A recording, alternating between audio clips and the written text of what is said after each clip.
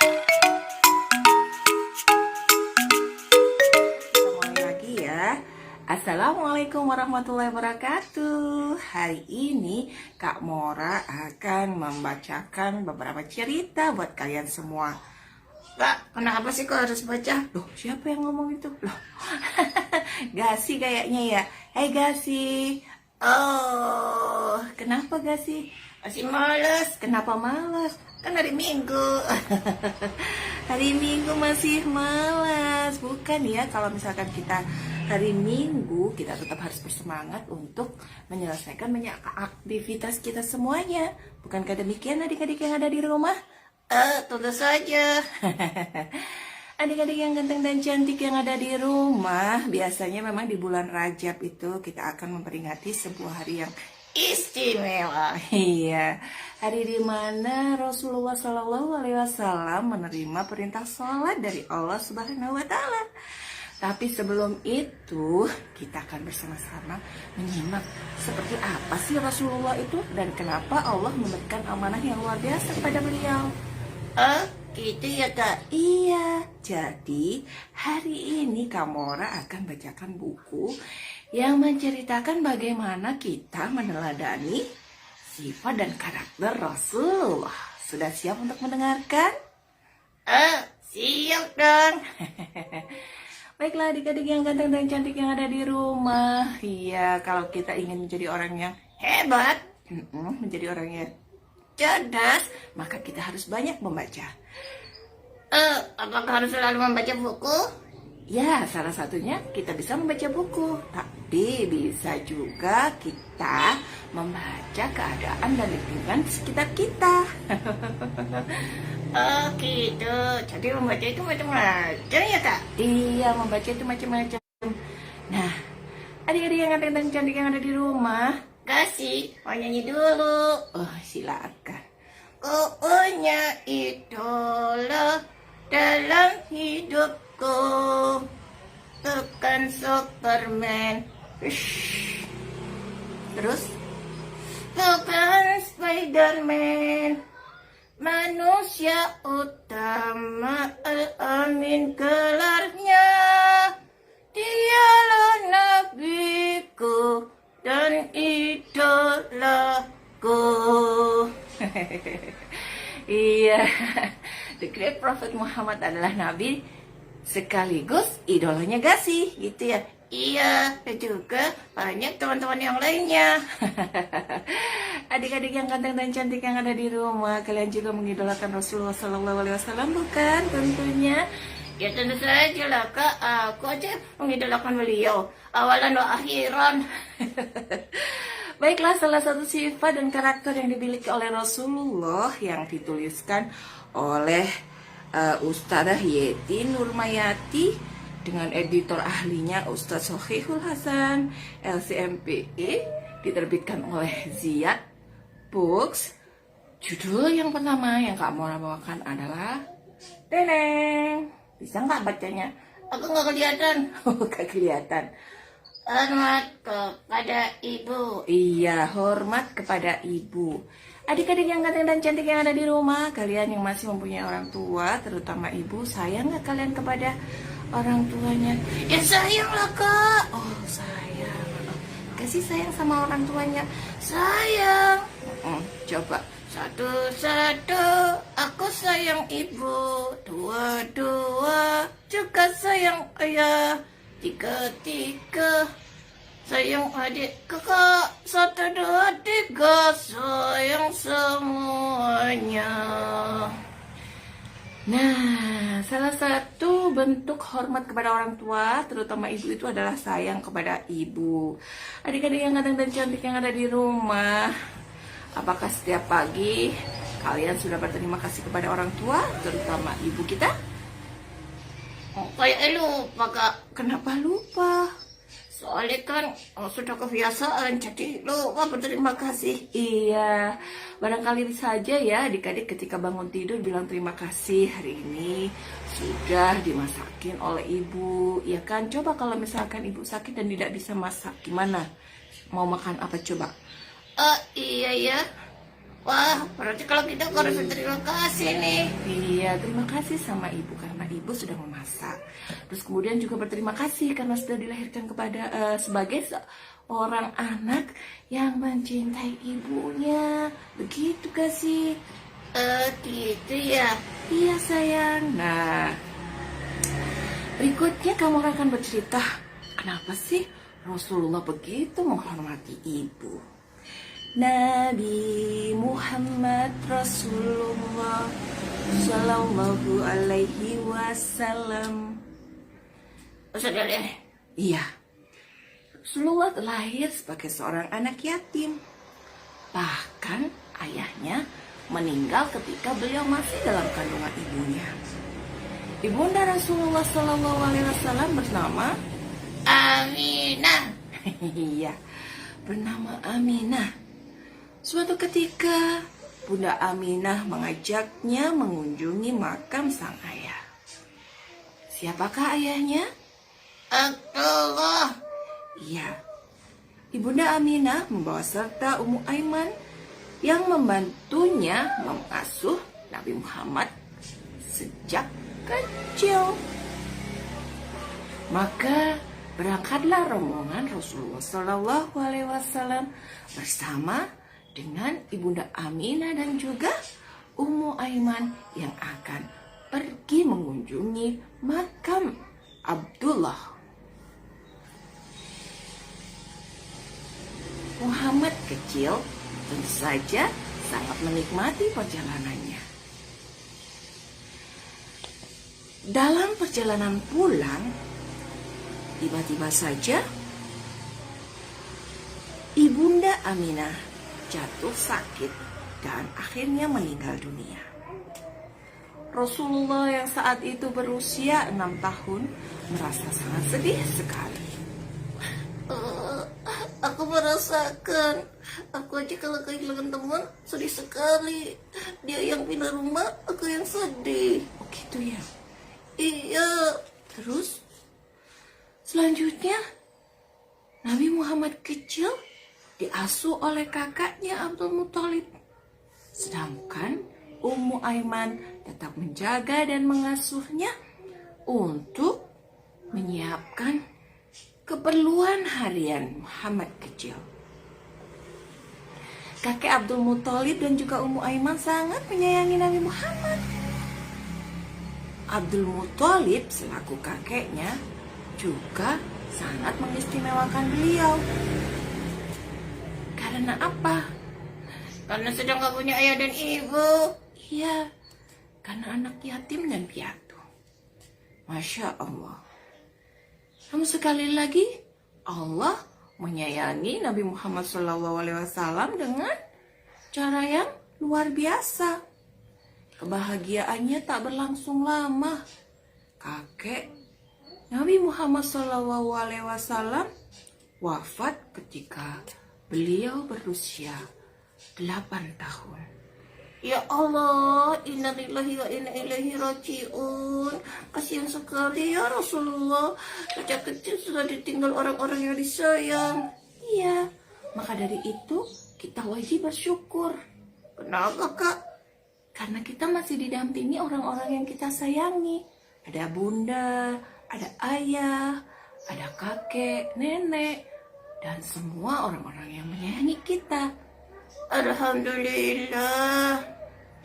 Nah, maka Muhammad pun beranjak dewasa dalam asuhan pamannya Abu Thalib. Sang paman mendidiknya dengan sangat baik sehingga tumbuhlah Muhammad menjadi pemuda yang Hebat. dan mau belajar. Mau belajar? Iya. Muhammad adalah pembelajar yang sangat keras. Abu Thalib mengajarkan banyak hal kepada Muhammad SAW. Apa itu? Mengajarkan cara berdagang. Berdagang dengan kejujuran. Berdagang dengan menyebutkan nilai lebih dan juga kekurangan barang dagangannya. Dan di saat itu Muhammad mulai menyeru kepada umat semangatnya untuk beraku baik. Meskipun sibuk, Rasulullah SAW menyempatkan diri untuk berziarah ke makam ibundanya. Setiap kali beliau berziarah, beliau menangis, rasa sedih,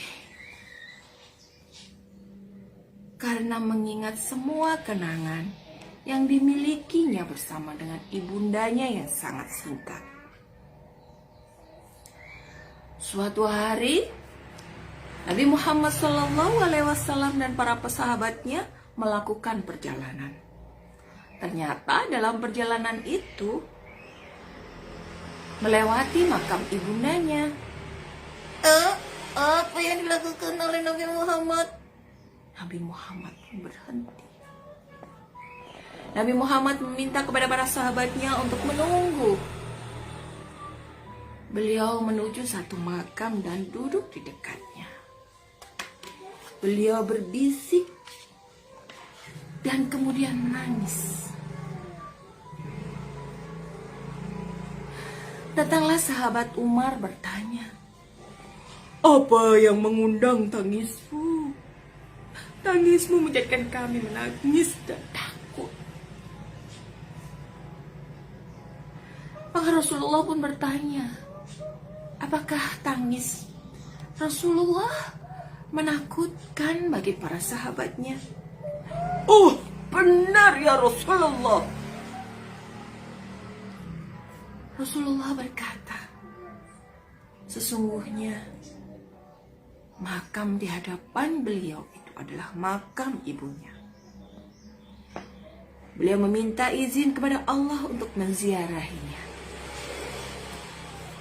Dan Allah pun memberikan izinnya. Semua sahabat Nabi mendengarkan itu dan merasakan ikut sedih. Begitulah sifat Nabi Muhammad SAW mengajarkan kepada kita menghormati dan menyayangi orang tua, terutama Ibu. Nabi Muhammad SAW sangat paham bahwa ibu memiliki kedudukan khusus. Beliau selalu mengingatkan kepada para sahabat agar menghormati dan Menyayangi ibu mereka. iya. Pada suatu hari datanglah seorang sahabat bertanya kepada Rasulullah. Pertanyaannya sebagai berikut. Wahai Rasulullah, siapakah yang paling berhak aku perlakukan dengan baik? Rasulullah pun menjawab, "Ibumu." Kemudian beliau bertanya lagi, Siapa lagi berikutnya? "Ibumu." Siapa yang berikutnya? Ibumu. Lalu siapa lagi ya Rasulullah? "Ayahmu." Lalu yang lebih dekat setelahnya dan setelahnya. Masya Allah. Jadi ketika kita menghormati ibu kita, kita sedang mengamalkan hadis Rasulullah. Iya, yaitu menghormati ibumu. Bahkan menghormatinya itu tingkatannya sampai 3 kali dibandingkan ayah.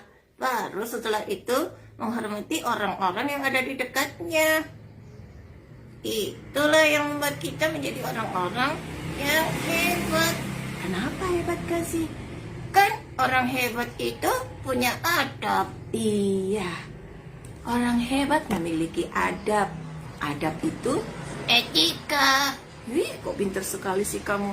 Ya kan diajarin. Iya, kalau kita memiliki adab, semua orang akan suka kepada kita bila kita mampu menempatkan diri untuk menjadi Orang yang baik, berperilaku baik, dan berbuat baik.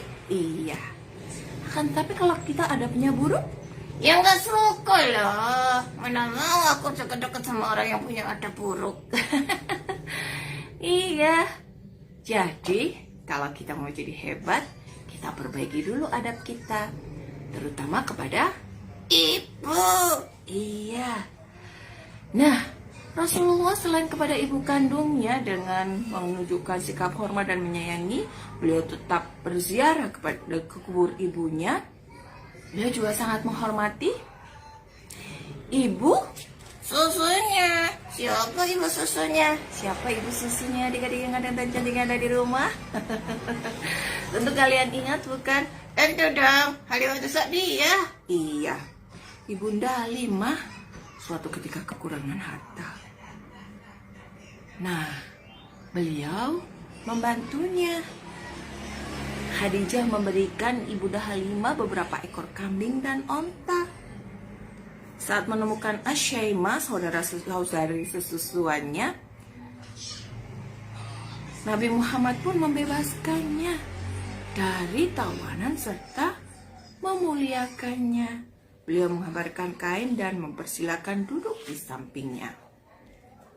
Nah, adik-adik yang ganteng dan cantik, yang luar biasa, yang soleh dan solehah, Rasulullah tidak pernah lupa untuk membalas budi kepada orang-orang yang baik kepadanya. Sekalipun orang-orang jahat, Rasulullah pun tidak pernah Membalas dendam. Karena dendam itu menyesakkan. Membuat kita jadi tidak bisa melakukan apa-apa. Baiklah adik-adik yang ganteng dan cantik yang ada di rumah, kalau misalkan kita kepingin melakukan segala sesuatu, maka ingat ya, yang pertama kali kita minta adalah Doa ibu. iya, minta izin sama ibu. Kemudian Minta doa supaya apapun yang dilakukan oleh kita diberikan berkah. Kalau berkah, insya Allah nanti hasilnya baik. iya. Jadi hormat sama ibu ya adik-adik, sayang sama ibu ya. Dan kemudian bilang terima kasih sama ibu karena hari ini sudah memberikan sarapan pagi yang enak, sudah memberikan pelukan, dan pastinya memberikan cinta yang luar biasa kepada keluarga. Masya Allah, alhamdulillah. Aku sayang ibu, Kak Mora. Iya, kenapa? Aku sayang sama Kak Mora juga. Alhamdulillah, terima kasih ya kasih ya. Iya, aku juga sayang sama ibu-ibu se-Indonesia. Oh iya? Iya, aku mau kasih contoh sama teman-teman. Kalau sayang sama ibu, harus menghormatinya ya. Kalau dipanggil sama ibu, Seperti apa? kasih literasi. Cobanya gimana? Siap, langsung berangkat. Gitu ya. Iya, Memang ada yang jawabnya nggak begitu. adalah. Bagaimana? Nanti kalau dikasih tahu sama ibunya, tidak, ayo tolong belikan gula. Jawabannya apa? Begitu ya. Enggak ya adik-adik yang kadang dan cantik yang ada di rumah. Begitu orang tua kita, terutama ibu ya, meminta tolong kepada kita, maka yang kita lakukan adalah langsung berangkat. Siap. Semoga dengan begitu ibu ridho kepada kita dan kita menjadi manusia yang diridhoi oleh Allah Subhanahu Wa ta'ala. Iya. Baiklah, sekarang cerita yang kedua nih, Kamora lebih suka kalau kita semua bajunya bareng-bareng. Tapi bagi yang punya ya, yang belum punya, Gak apa, simak aja. Yang pasti kalau kita tahu bahwa ternyata kamu orang baca, adik-adik, teman-teman, semua jadi suka baca. oh iya baiklah. Nah, sekarang sifat dan karakter Rasulullah yang kedua yang perlu kita teladani adalah Sidik. Kok sidik? Sidik itu kan orang yang jualan cilok di tempatku. iya, mungkin karena orang tuanya ingin anaknya menjadi orang yang sidik, maka diberi namalah Sidik. Tahu nggak kalian apa artinya sidik? C-U-C-U-R. Iya, C-U-C-U-R ya. Jadi kalau misalkan kita mau jadi manusia yang hebat, meneladani Rasulullah, maka kita harus memiliki sifat Sidik. sama ayah. Oke, baiklah. Terima kasih ya. Berikutnya kita akan simak kenapa sih Rasulullah sangat terkenal dengan kejujurannya. Rasulullah adalah teladan yang utama. Manusia berakhlak mulia, bahkan akhlaknya seperti Al-Quran berjalan. Masya Allah. Wow, berarti kalau kita kepingin meniru Rasulullah, kita harus apa dong? Ya, harus suka-suka belajar Al-Quran lah. Baiklah. Katanya Rasulullah adalah makhluk yang luar biasa, teladan yang sempurna bagi seluruh umat manusia. Beliau diutus oleh Allah untuk menjadi teladan kita. Iya, inama bu'istu liutamimma makarimal akhlak. Iya, dengan akhlak yang mulia. Rasulullah lahir di kota Mekah. Ayahnya tadi siapa namanya? Ayo. Ayahnya Abdullah. Ibunya siapa? Aminah. Iya. Beliau lahir dari keluarga yang terhormat loh adik-adik. Kakeknya bernama kakek siapa tadi? Abdul Muthalib. Iya, pamannya yang membesarkan beliau siapa namanya? Abu Thalib. Iya, pinter. Nah, Abdul Muthalib memiliki kedudukan tinggi di Mekah. Kakeknya Rasulullah itu luar biasa loh. Tugasnya melayani keperluan para pengunjung Ka'bah. Hanya orang-orang tertentu yang mendapatkan tugas mulia seperti itu. Luar biasa bukan? Jadi kalau adik-adik mempunyai tugas, entah itu dari ibu, dari guru, maka kalian adalah orang-orang yang istimewa. Oh bisa? Kan tugas itu membebani. Bagi yang merasa terbebani. Tapi kalau kalian diberi tugas, maka ketahuilah kalian adalah orang yang istimewa. Oh bisa? Karena kalian dipercaya untuk melakukan tugas tersebut oleh guru kalian atau oleh orang tua kalian. Maka kerjakan dengan senang hati, sungguh-sungguh, lakukan yang terbaik, dan Insya Allah dapat hasil yang baik. Kok jadi ngelantur sih kak? oh iya, baiklah. Iya, sifat jujur Rasulullah. Kakaknya Rasulullah sangat menyayanginya. Nah, namun di usia 8 tahun kakaknya sudah meninggal dunia.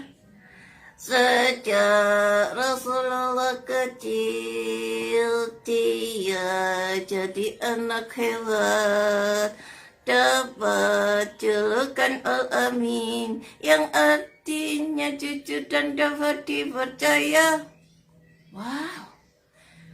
Rasulullah bahkan sejak kecil mendapatkan julukan sebagai Al-Amin, atau yang dapat dipercaya. Namun saat beliau menyatakan diri sebagai Rasulullah, tak banyak orang yang mempercayainya. Kok bisa? Kan jujur itu karakter ya kak? Iya, jujur itu sebenarnya mendarah daging ya. Jadi kalau kita misalkan sudah terbiasa untuk berkata jujur, maka kita nggak akan mau berkata bohong. Iya, kok bisa orang-orang gak percaya? Nah, itulah sifat manusia. Manusia selalu ingin mempercayai apa yang disukainya. Oh gitu. Jadi kalau gak suka, Ya, kadang-kadang cari alasan untuk tidak menerimanya. kasian.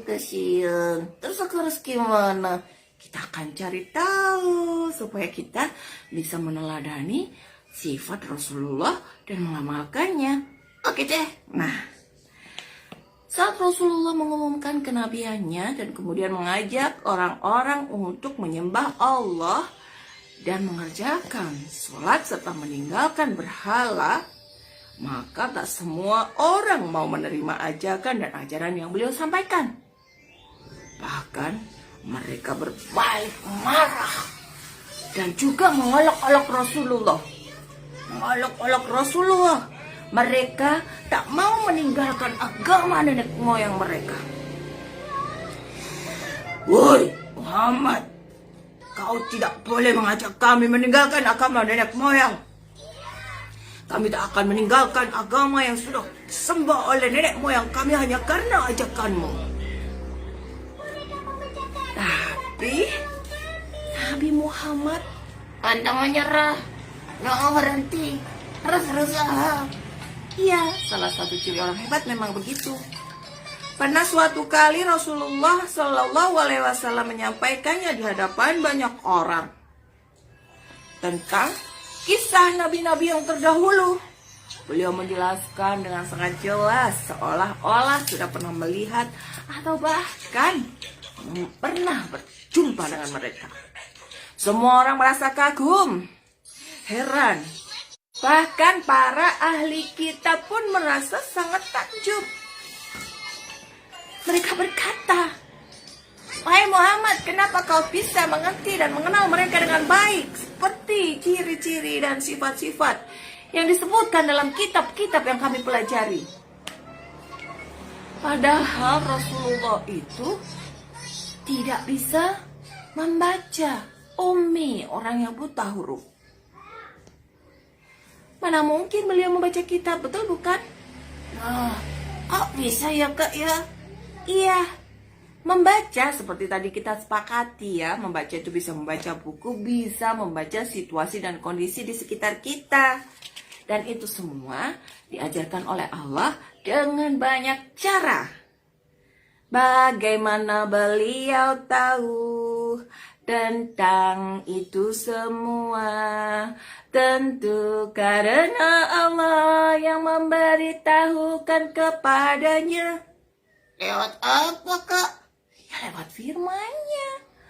Bukankah Rasulullah menerima Wahyu. Iya, wahyu yang disampaikan kepada Rasulullah Sallallahu Alaihi Wasallam itu yang sampai kepada kita. Sekarang kita mengenalnya sebagai Al-Quran. Nah, adik-adik yang ganteng dan cantik yang ada di rumah, semua yang disampaikan oleh Allah berupa wahyu kepada Rasulullah Sallallahu Alaihi Wasallam terekam dalam Al-Quran yang kita baca. Semua cerita-cerita dan kisah-kisah di dalam Al-Quran itu semua adalah hak. Semua sudah pernah terjadi. Dan semuanya menjadi pedoman kita semua untuk menjadi orang yang lebih baik.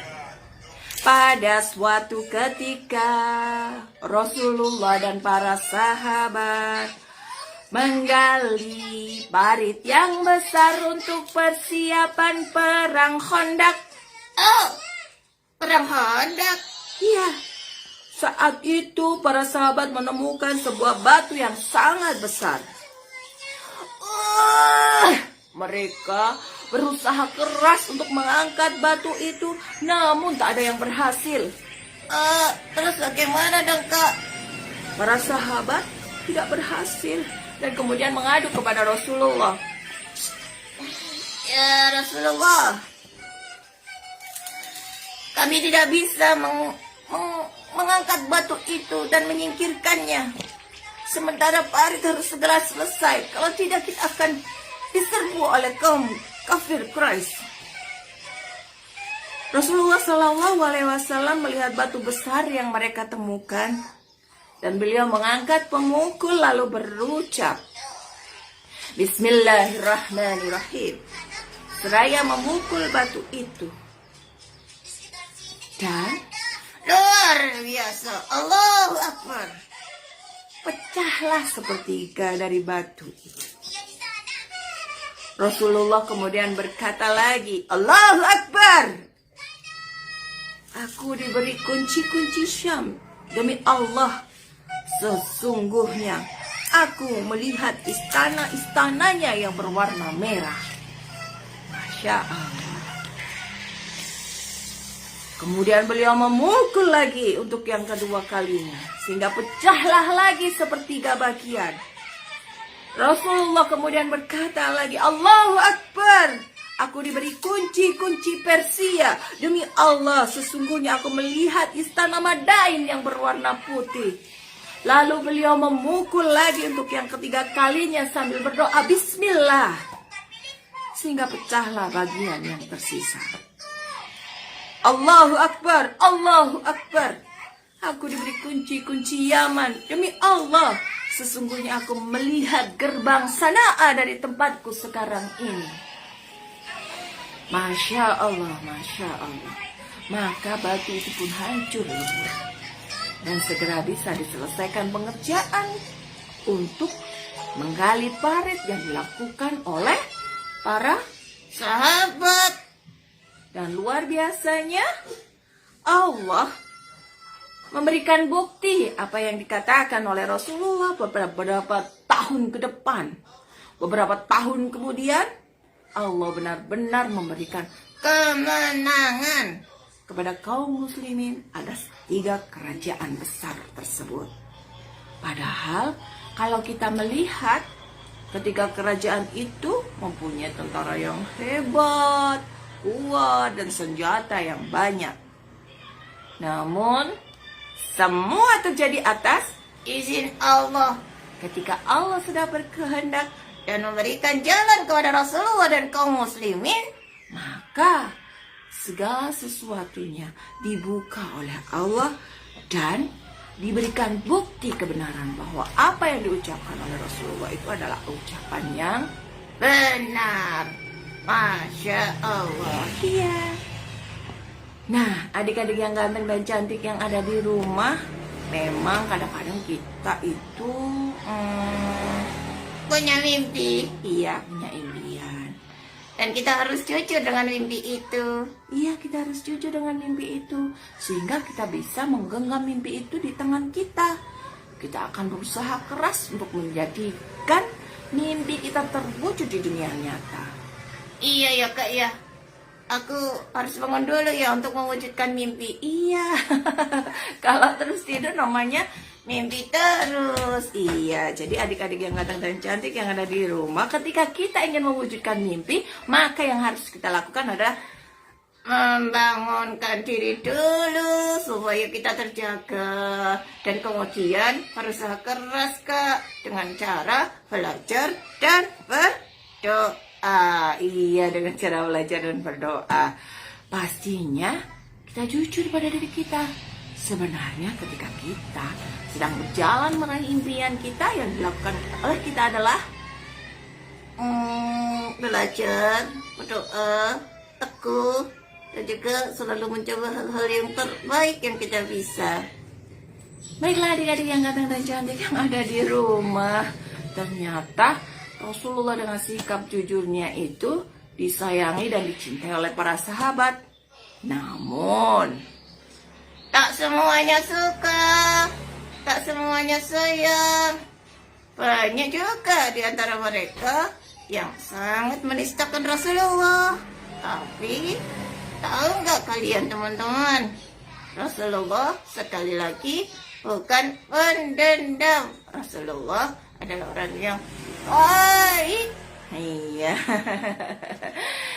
Adik-adik yang ganteng dan cantik yang ada di rumah, maka jujur itu menjadi salah satu sifat yang harus Kita miliki. supaya apa? Supaya kita tahu kita tuh sebenarnya bisa atau enggak sih mengerjakan sesuatu. Kalau nggak bisa, Ya jujur aja, terus berusaha, caranya, belajar sama orang yang bisa. gitu ya Kak. Iya, jangan hanya diam aja udah bilang, aku ternyata ini belum bisa, aku belum mengerti. Udah deh, aku nggak bisa, nggak usah aja. Terus kemudian patah, Semangat. nggak boleh. Gitu ya Kak ya. Harus selalu. Bersemangat. Jadi supaya kita jadi orang yang Hebat insya Allah. adik-adik yang ganteng dan cantik yang ada di rumah, ternyata jujur itu membantu loh ya.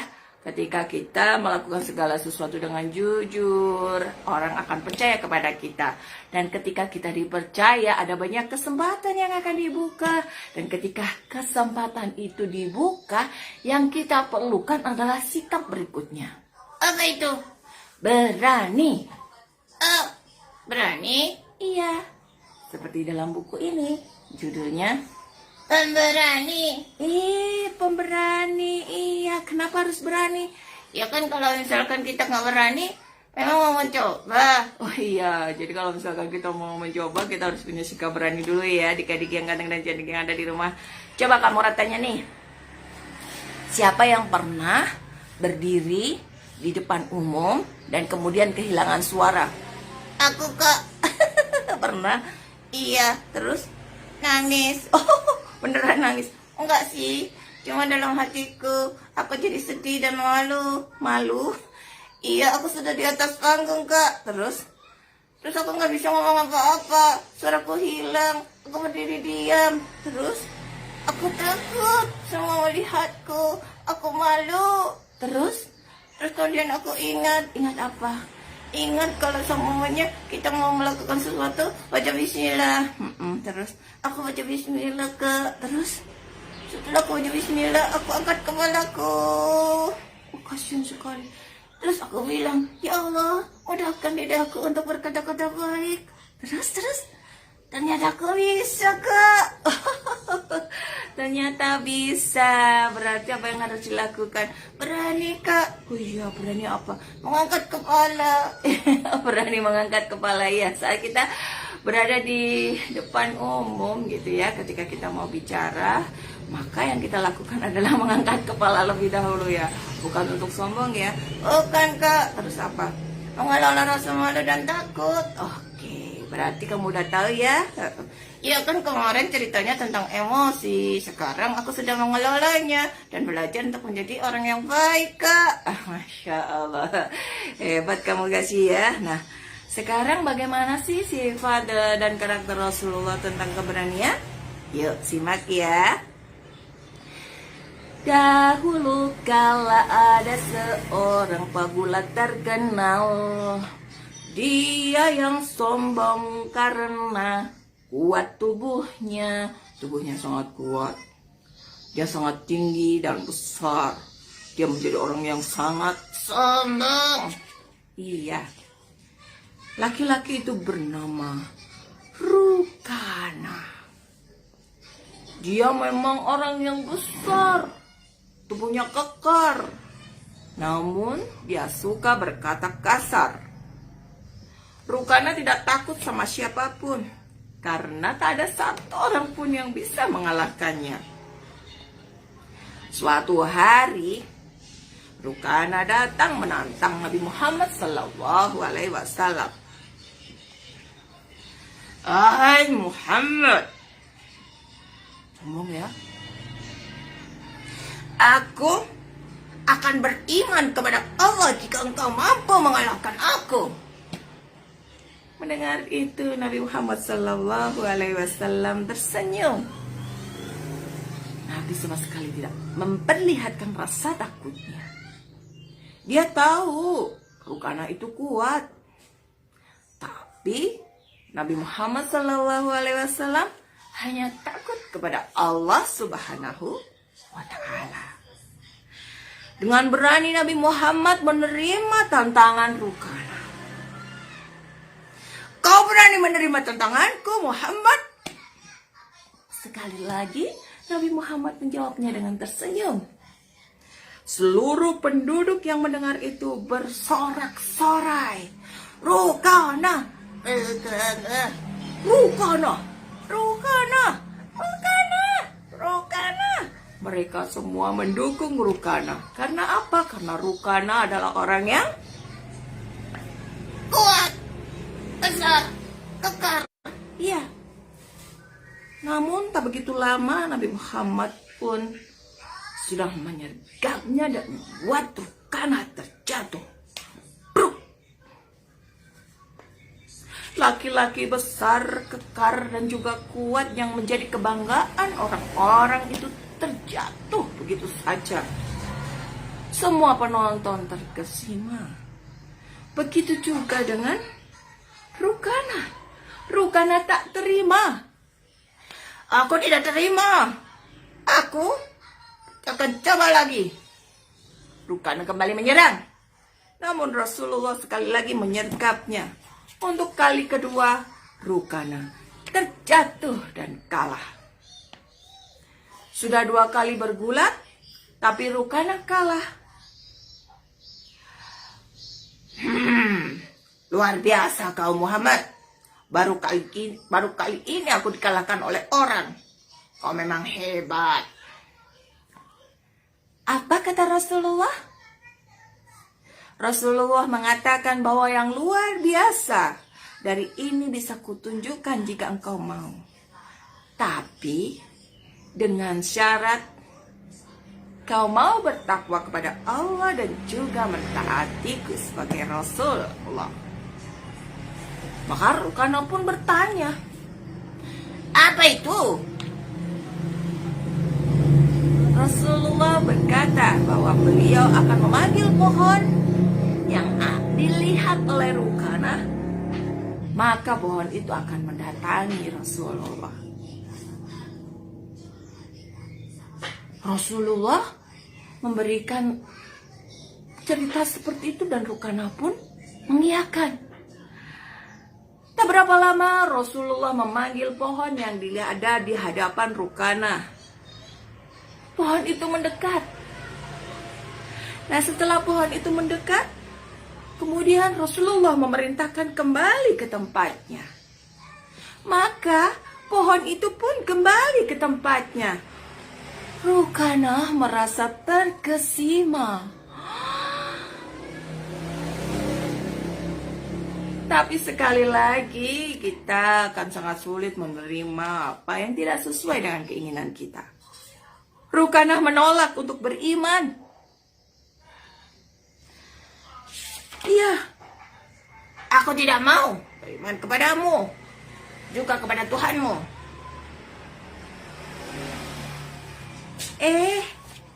Namun apa yang terjadi berikutnya? Setelah kisah Rukana yang kalah oleh Rasulullah, datanglah seorang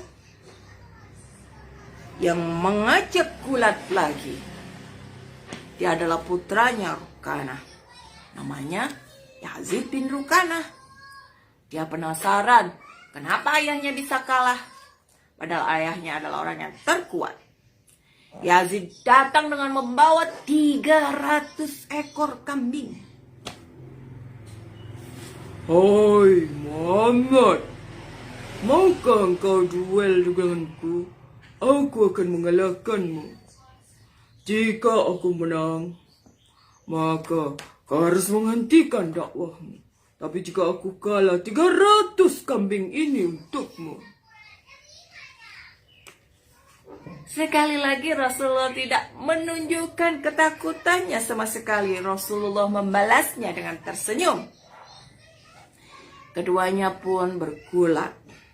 Dalam 3 kali gulat, Yazid kalah terus, kalah lagi, dan lagi. ya, mereka kalah terus. Akhirnya Yazid pun memberikan 300 ekor kambingnya. Hei Muhammad, ternyata tak ada seorang pun yang bisa mengalahkanmu. Aku yang biasanya tak terkalahkan harus kalah olehmu. Baiklah, apa yang harus aku lakukan? Maka Rasulullah Sallallahu Alaihi Wasallam mengajak Yazid bin Rukana untuk menyatakan keimanannya. Asyhadu an la ilaha illallah wa asyhadu anna Muhammadar Rasulullah. Karena keislaman Yazid bin Rukana, Rasulullah Sallallahu Alaihi Wasallam mengembalikan 300 ekor kambing itu kepada Yazid untuk dipergunakan dalam dakwah yang dipahami. Nah, adik-adik yang ganteng dan cantik yang ada di rumah, ternyata berani saja juga nggak cukup ya. Kita tetap harus Punya ilmunya. iya. Kalaupun kita berani berdiri di depan panggung, terus kemudian kita nggak punya ilmunya.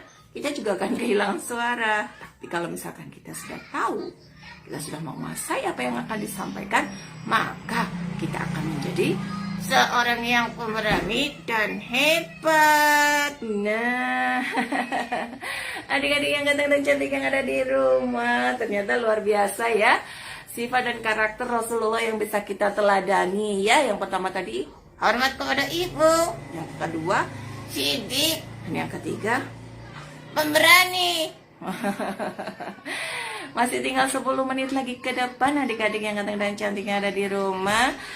Mungkin Kak Mora akan tambahkan satu lagi ya. Apa itu? kalau aku dicubit sama teman, diinjek-injek sama teman, boleh nggak aku balas? Boleh. Tapi enggak deh. Kenapa? Aku milih sabar. Milih sabar. Kenapa harus milih sabar?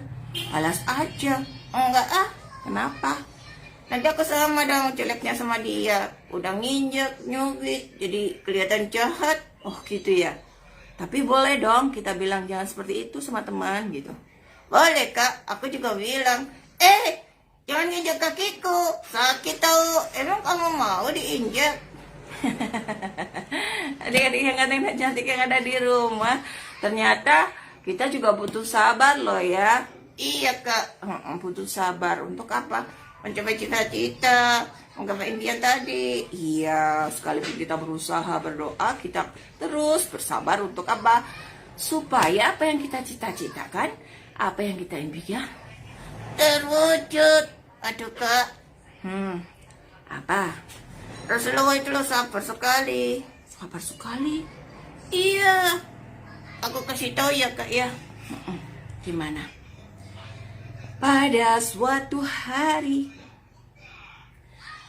Rasulullah ditinggal wafat oleh paman terkasih dan terus mendapat Dapat apa kak? Dapat hadiah? bukan. Dapat hinaan? Iya betul, dapat hinaan dan juga terus diganggu oleh kaum kafir Quraisy. Rasulullah berangkatlah ke Taif, didampingi oleh Zaid bin Harisah.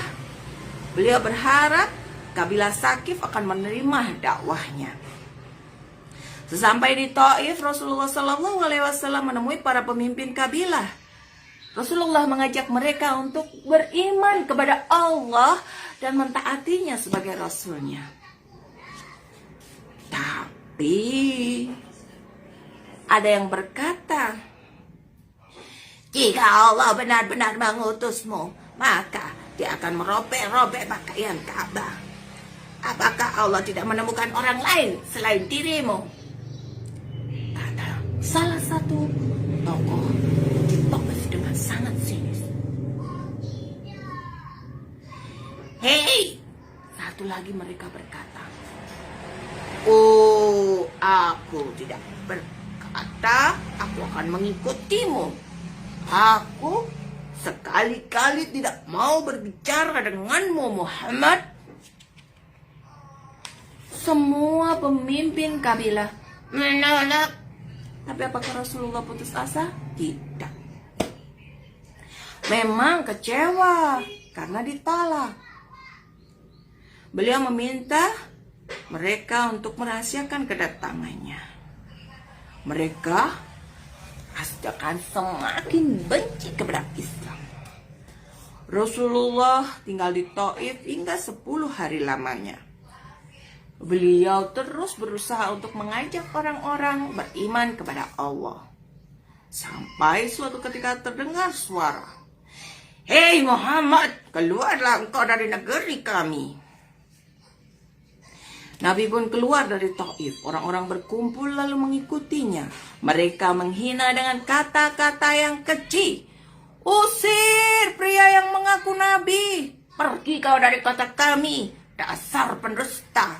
Rasulullah dilempari batu hingga kaki beliau bersimbah darah. Zaid melindungi, tetapi kepalanya terluka. Rasulullah dan Zaid pun pergi. Setelah beberapa saat, beliau sampai dan berhenti di kebun anggur milik Utbah dan Syaibah bin Rabi'ah. Beliau merasa sangat sedih dan berdoa kepada Allah. Hati Utbah dan Syaibah pun tergerak. Mereka mengirimkan pelayannya bernama Adas untuk memberinya anggur.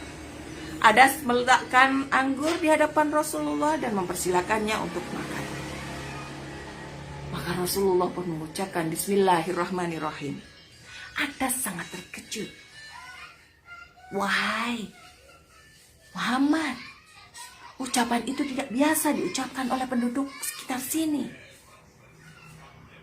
Setelah berbincang lama, Adas mengerti bahwa yang ada di hadapannya adalah seorang nabi.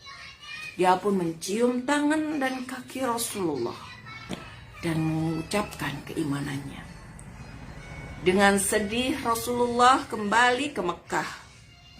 Ketika sampai di Qarn al-Manazil, Rasulullah melihat ke awan yang menaunginya. Malaikat Jibril dan 2 malaikat lainnya berada di sana. Sesungguhnya Allah Azza wa Jalla telah mendengar perkataan kaummu kepadamu dan penolakan mereka terhadapmu. Dan Allah mengirimkan malaikat penjaga gunung untuk engkau perintahkan melakukan apa saja yang engkau mau atas mereka. Demikian Jibril berkata kepada Rasulullah. Malaikat, iya, keras sedikit, iya. Nah, ketika kemudian apa yang terjadi? Wahai Muhammad, jika engkau mau, aku bisa menggugurkan gunung. Tapi Rasulullah berkata, aku akan bersabar dan berdoa semoga orang-orang anak turun mereka menjadikan orang-orang yang beriman di masa depan. Masya Allah, alhamdulillahirrabbilalamin. Ternyata kesabaran Rasulullah terbukti. Baiklah Mbak Beranti. Terima kasih, kalau sudah cerita memang kamu suka lupa waktu ya. Sama-sama Kamora. Iya. Terima kasih ya sudah Iya. menemani adik-adik. Iya, terima kasih juga Mbak Beranti. Sampai jumpa dan wassalamualaikum warahmatullahi wabarakatuh. Waalaikumsalam warahmatullahi wabarakatuh. Terima kasih untuk Kamora. Terima kasih. Terima kasih teman-teman. Jangan lupa dengarkan RRI Pro 1 Malang 91,5 FM setiap hari Ahad jam 10 sampai jam 11. Sampai jumpa. Terima kasih. Kasih pergi dulu ya. Masih ada pertemuan lagi yang harus diikuti. Sekalipun dalam Zoom. Terima kasih semuanya. Wassalamualaikum warahmatullahi wabarakatuh. Dadah.